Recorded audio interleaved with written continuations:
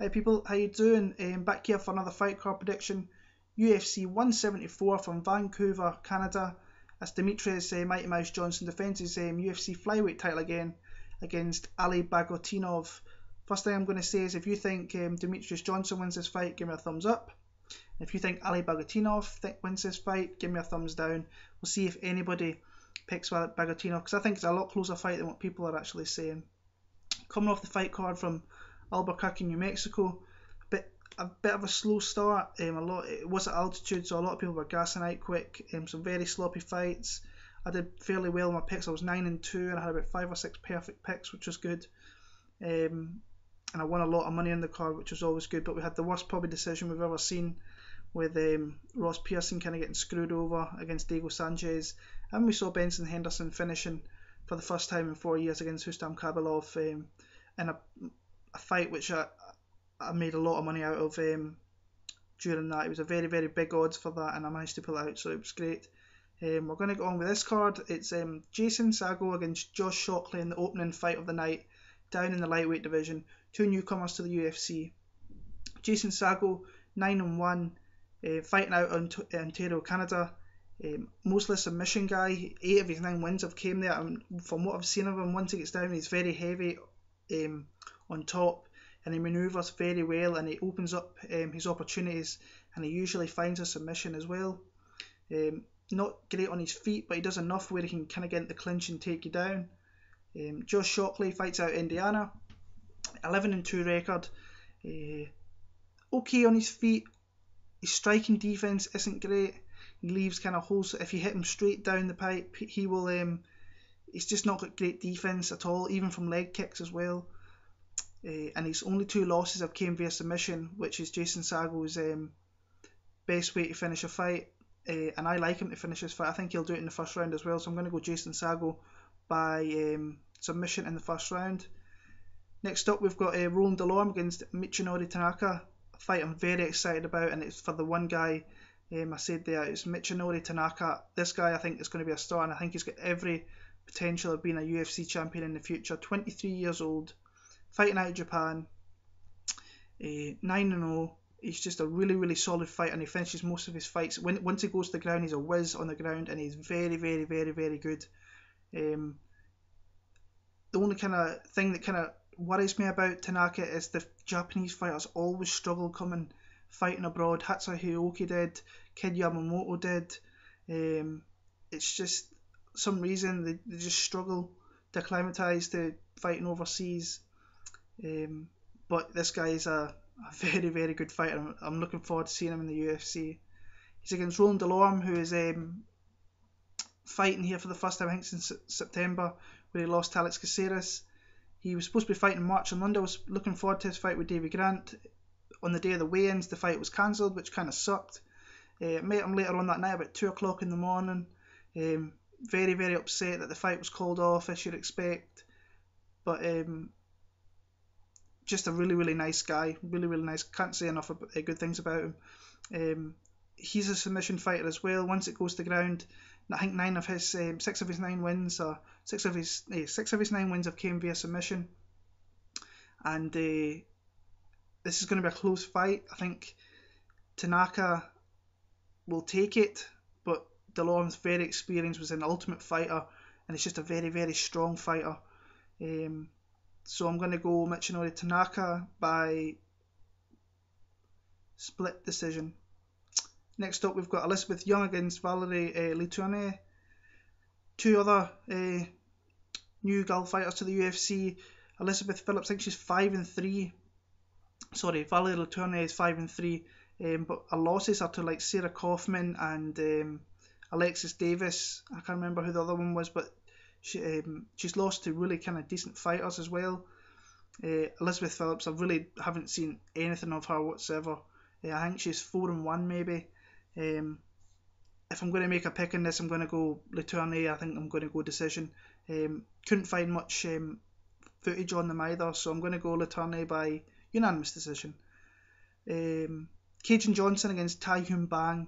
Bang's fighting for the second time in the UFC. He fought Mirbek Taisumov in Singapore earlier in the year, and Taisumov just kind of looked better everywhere against Bang. Bang likes to stand up and bang a little bit. And Tyson Smith was just better everywhere and just made Bang look really bad.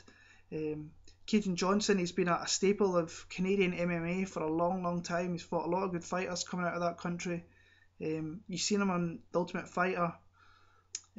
Tough season when it was Australia versus Canada, where he lost in the semi-finals to Chad Laprice when he got knocked out by that vicious shot. But he's a very good fighter. I just think he's going to be amped up to be fighting in Canada here. I think he's going to be too good for Tyson Bang. He's going to come out and he's going to just stand and he's going to try and knock Bang out, and I think he will do it, and I think this could be a very early one as well. I'm going to go Keaton Johnson by knockout in the first round. Next up we've got Yves Dubuin against Mike Easton. Interesting fight here. They're both coming off that the kind of Dubuin has lost one, won one. He lost last time out to Eddie Wineland where he just kind of got schooled. He got hurt in the feet, went to the ground. Eddie Wineland, who's not really renowned for his top game and his jiu-jitsu game, just kind of went wherever he wanted and just hit him wherever he wanted and just took him out when he wanted. So he's probably on the chopping block for maybe getting released by the UFC. Mike Easton is 13-4 with 3 losses in his last 3 fights, but his losses in those 3 fights are to 3 of the 3 really good fighters and probably 2 of the top 3 guys in the bantamweight division. He lost to Rafael Asuncao, who's probably next up for TJ Dillashaw. He lost to Brad Pickett, who was always a good bantamweight, now down the flyweight division, and he lost last time out to TJ Dillashaw, who is now the champion of the division he's fighting in. So he's a very good fighter. He's very stocky, very strong, hard to take down. He moves well, he hits very hard, and he shows great angles when he strikes as well. He kind of grits down and just throws some bombs. I think this is a fight where he can kind of look really good and get the victory here. I think he can stop Yves Dubuin if he really puts his mind to it. I don't think it will. I think it will go to decision, and I think Mike Easton will get a unanimous decision. Next up we've got Kiichi Kunamoto against Daniel Sarafian. Sarafian's first fight at 170 here against Kunamoto, whose second fight in the UFC. He won via DQ in Singapore against Louis Dutra, I remember back in January, I think it was. It was a bit of a weird one. He got hit to the back of the head and then it all went from there. But he got the victory nonetheless. Daniel Sarafian, it'd be interesting to see this guy at 170. He was a stocky guy at 185. It was never his division. Be interesting to see what he's like down the weight. It wouldn't surprise me if this guy actually missed weight. I've got a funny feeling he might miss weight here. Powerful, likes to throw. He likes to just stand in the pocket and throw some big bombs. And I think he will do that here against Kunamoto. Kunamoto's going to use his angles and his speed and his footwork to try and manoeuvre around Sarafian, but I think eventually he's going to get caught with something.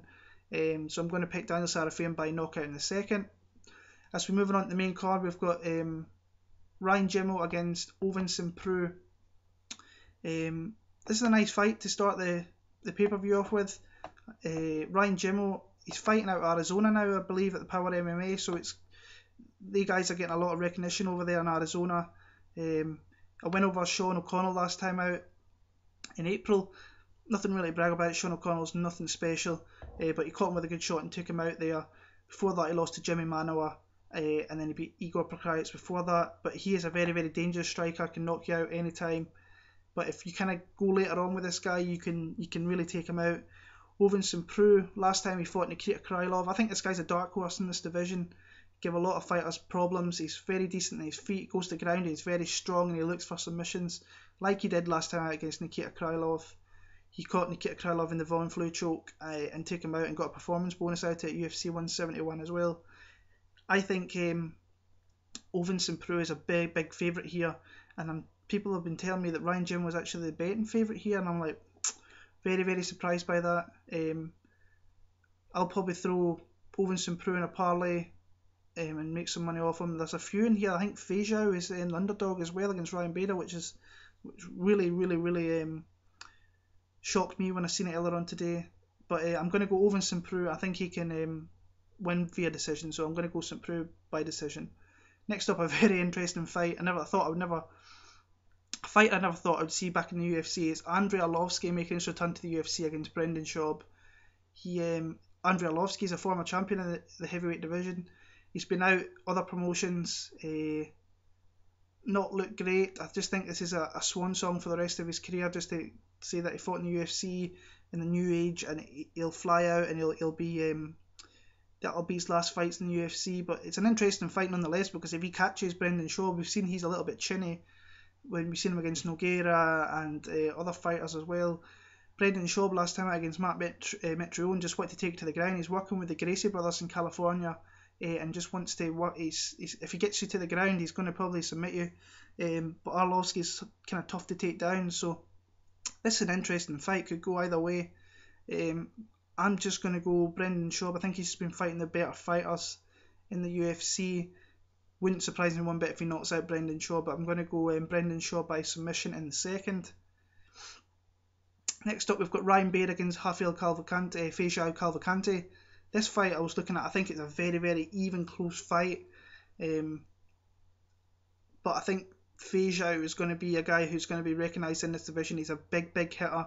He's got great submission skills. He's the former champion in Strikeforce. Ryan Bader, I think he's kind of getting his boxing down a little bit more now, and he's looking a lot more confident on his feet. He was always a big hitter on his feet, and he's always going to be a good wrestler. And he's faced a lot of the top guys in that division. I just find this a really tough fight to pick between. I think I'm going to go Feijao. He's coming off a win over Pekraja. He looked very, very good. Before that against Thiago Silva, he didn't look too good. I just think he hits harder, and Ryan Bader's been knocked out before. I think he will be again. So I'm going to go second round TKO for Feijao. The co-main event of the night, another interesting fight, and I'm finding it really hard to pick, and I have been all day thinking about it. Rory MacDonald against Tyron Woodley. Right, Rory MacDonald, this guy should probably have been up in the he's always been in the top 5 probably welterweights for the last few years. He's fought the top guys. He's coming off a win over Demian Maia, which he lost the first round to Maia, and then Maia just gassed completely, and then he had his way with him for the next 2 rounds and stuffed all of Demian Maia's takedowns. But now GSP's out the way, he'll maybe have a really good run at this title here. But he's against Tyron Woodley, who's come into UFC and is just blasting fools left, right and centre. Josh Koscheck was one of them. He took out Carlos Condit. I know it was kind of to an injury, but he made that injury with the takedown. Hieron as well. He hurt him in that fight, took him out, and he's always calling Dana White for these fights. So if he wins this fight, he's right there for a title shot against Johnny Hendricks, depending on the Robbie Lawler Matt Brown fight later on in the year. Find it really tough as Woodley just gasses really, really badly after the first round, and if Rory MacDonald can get through that round, I thoroughly believe that he can win the fight. I'm just finding it really, really tough to pick a fight. I think it's this 50-50 fight in the UFC as you'll get today. Better wrestling, maybe just Woodley. But MacDonald's no slouch. He's hard to take down. He's got that. He kind of sits back and he jabs really well. Woodley just throws bombs and tries to knock you out. Okay. I'm going to go for Tyron Woodley. And I think it's going to be very, very close. And I think he's going to win it via split decision. But this is the closest fight in the UFC in my view at the minute. So I'm going to go Tyron Woodley by split decision. And the main event of the night, really looking forward to this fight. Demetrious Johnson against Ali Bagautinov.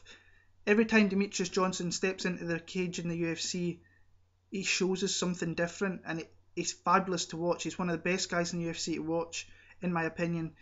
Submitting John Moraga, knocking out Joseph Benavidez, who saw that coming? Surviving punches from John Dodson. He's got a chin, he's got knockout power, he's got submission skills, he's the fastest guy in there. His footwork is unbelievable to watch. I watch his fights a few times after and just watch his footwork, and it's unbelievable. Great wrestling, hard to take down. One of my favourite champions in the UFC, and the guy doesn't get the recognition he deserves. But he's against a very tough challenger here in Ali Bagautinov. He's fighting out of Winklejohns. I think he's 13-2 in his mixed martial arts career and 3-0 in the UFC.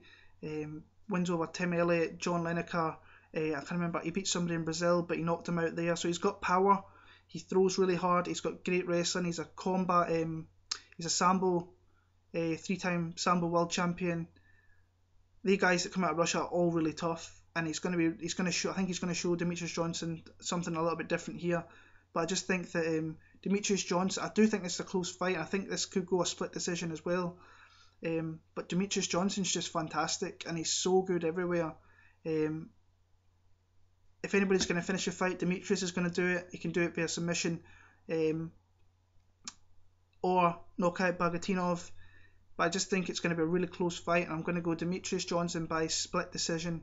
It's either going to be a lopsided decision for Demetrious, or it's going to be a split, and I've got a feeling it's going to be a split. I think Bagautinov is going to be a lot harder than what people are giving him credit for. So that's my picks for UFC 174. I may make a prediction video for, we've got a UFC card in New Zealand. I think we've got 2 in the same day. San Antonio, where Cub Swanson faces Jeremy Stevens. So I might do a double prediction for that. Come follow me on Twitter, BigBilbo7MMA. And tell me your picks, like and share this, and get other fans talking about it as well. So thank you very much for watching.